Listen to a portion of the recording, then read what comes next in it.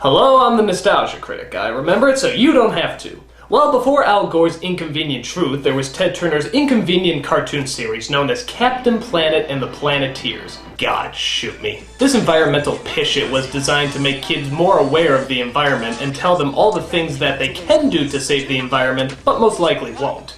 This show was awful, and I mean awful. Nobody liked it, nobody listened to what it had to say, so why do we keep watching it?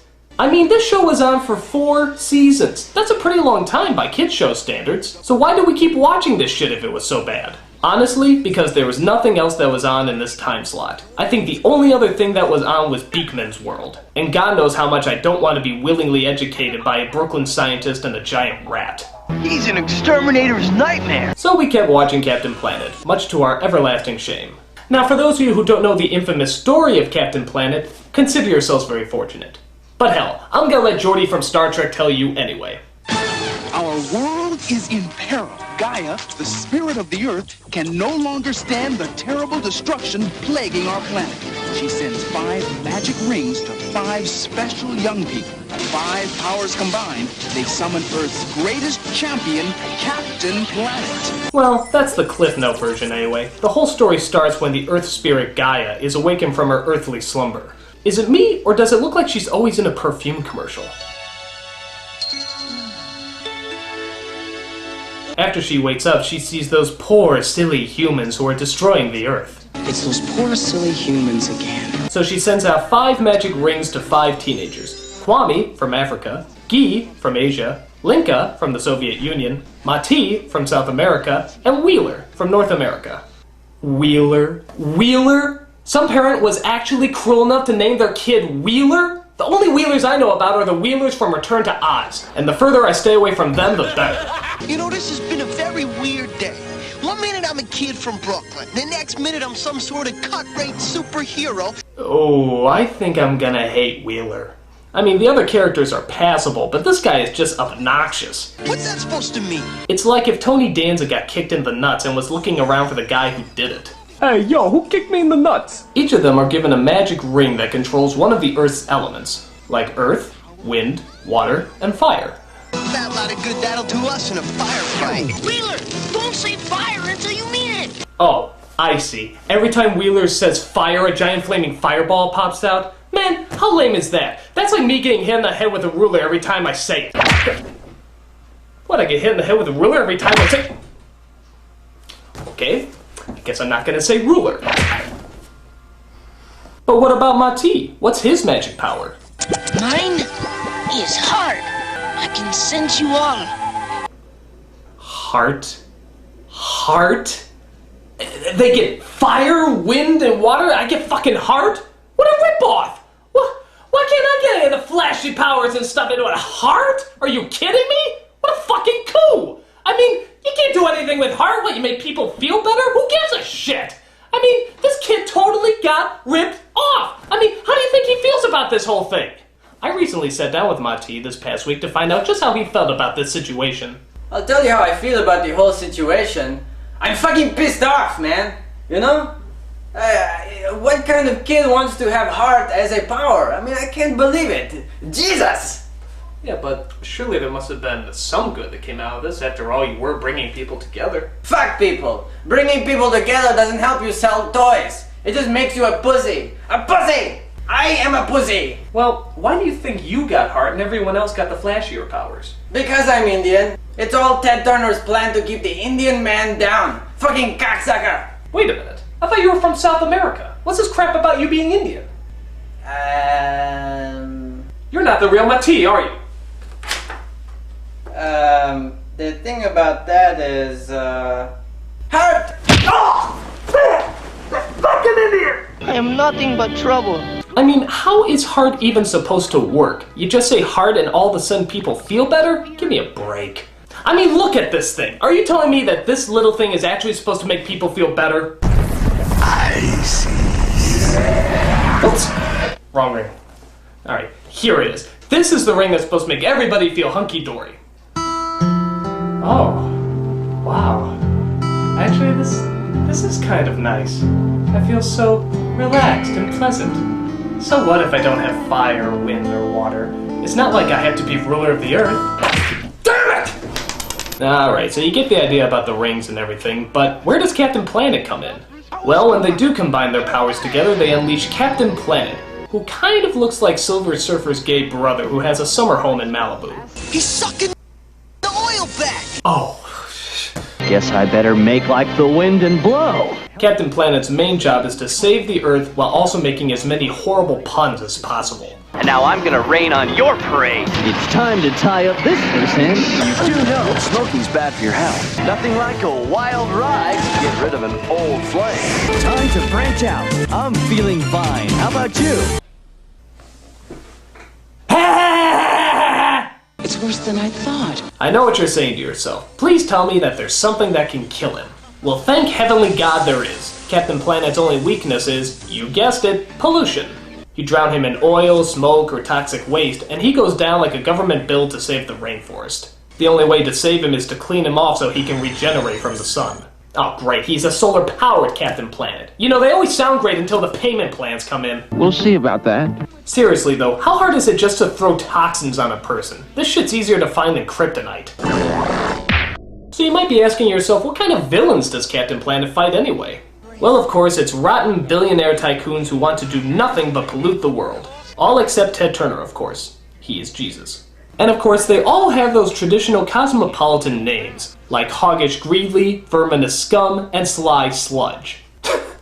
Seriously, would you ever do business with a person named Sly Sludge? It's like marrying a woman named Nasty McSpendsmoney. It just has bad news written all over it. Please, go away. The other strange thing about these villains is that a lot of them actually have celebrity voices, like John Ratzenberger, Martin Sheen, Jeff Goldblum, Tim Curry, and even Meg Ryan. How the fuck did they get Meg Ryan? Did she own back taxes or something? I mean, it makes no sense. But what's even stranger than that is that they actually make the villains look a lot like the celebrities themselves. Like Meg Ryan's yellow hair, Tim Curry's sunken-in eyes, and the less I say about Jeff Goldblum, the better. And that's also Whoopi Goldberg as the Earth spirit Gaia. Now here's what I don't understand. If she's supposed to be the most powerful essence of the Earth, why doesn't she just stop these polluting a-holes herself? Don't worry, Planeteers. I will be with you in spirit. Oh, spirit. You know, from my past experience, spirit has usually meant a coward chicken pansy who doesn't want to get hurt and would rather sacrifice the lives of teenagers so that she doesn't miss her favorite reruns of Gilligan. But hey, that's just my past experience. Gee, I didn't think of that. You may also notice that anytime there's trouble, it's Kwame who initiates calling Captain Planet. Let our powers combine. Let our powers combine. Let our powers combine. Why does he get to call the shot? I mean, that's a lot of power. Can you imagine if he didn't want to say those words? Oh man, we're in a tight jam! Kwame, don't you have something to say? I'm not going to say it. Not until you apologize for stiffing me on the bill at Olive Garden. Oh, come on, man, I was short on cash. And I look like Don fucking King to you? Alright, I'm sorry. Then let our powers combine, douche. What? Nothing. Weird. Most of these episodes follow the same pattern. Some evildoer is polluting the Earth for the sole purpose of being a douche. The kids come to help, can't quite handle it, so they call on Captain Planet to save the day. But not all these episodes just focus on the environment. There's actually one or two episodes that handle different subject matters. So Captain Planet, what other issues are you going to talk to grade school kids about?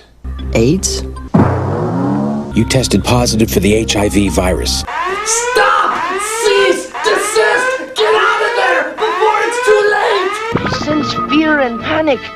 Alright, so Captain Planet is going to talk about AIDS. God help us. So apparently, Verminous Scum has an evil plan to make high schoolers really hate this one kid who happens to have AIDS. Just listen to his foolproof evil plot. Once we let people know the kid has AIDS, we can panic the whole town! See, when people panic, they don't think. If they don't think, they stay stupid about AIDS and it can spread. And once it spreads far enough, we take over the earth!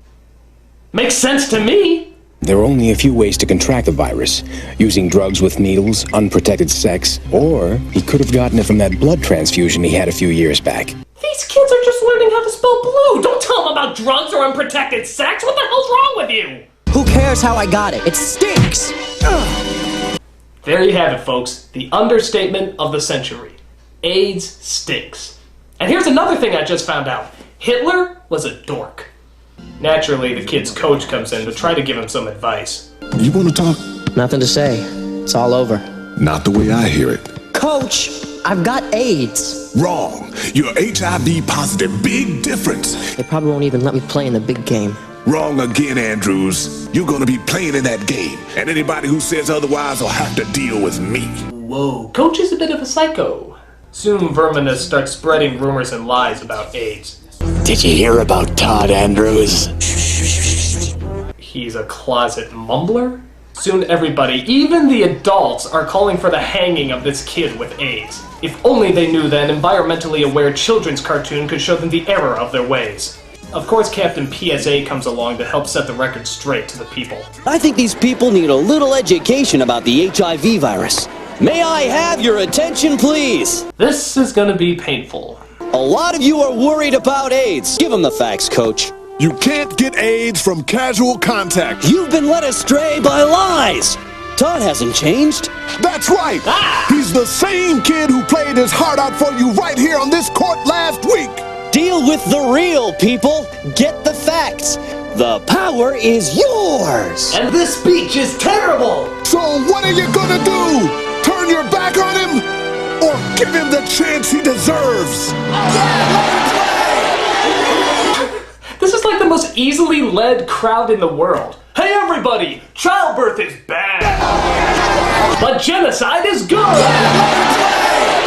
Another issue that's kind of hard to see Captain Planet take on is gang violence. You heard right, gang violence. Just listen to some of the streetwise backtalk. We hear what's happening here now. Don't sweat it, dog. We hitting the spot to score some gap. Let's show those fools they can't do us. It's R.I.P. time for you. Yo, I'm gonna bust a wicked darn dookie in the back of your behind, mildly annoying acquaintance. And the way they convey the terror of gang violence is by having pictures of civil rights leaders posted all throughout the cartoon. They never really reference them, they just kind of put them there. I mean, look at this. They don't say anything, they don't do anything, they just kind of appear and then disappear. Deep? Gee, I hope there's some retarded teenagers in a flying blue man in gay underwear that can sum this all up. Can't you see? It's time to stop wrecking and start really educating. Peace or war, it's your choice. That would have been the funny ending, but instead we get a look into the gang members' heads as they analyze all that the civil rights leaders have fought for. I guess this has good intentions, but some of these images get pretty damn graphic. The bus driver say, lady, you got to get up, 'cause a white person wants that seat. Kids, you might want to switch it over to Sesame Street right now. These people don't know what they're doing. So much for drama. And of course, at the end of every episode, we had to listen to that god-awful song that we all hated to listen to, and yet we could never get out of our heads. Captain Planet, he's our hero, gonna take pollution down to zero. Though there was that one guy who always summed up my feelings towards the show at the end. You'll pay for this, Captain Planet. Alright, Ted Turner, you've made your point, and we'll make a deal with you. We'll start cleaning up the planet, and you stop making these god-awful cartoons! That way the planet can be nice and clean so that you can become supreme ruler. God damn it!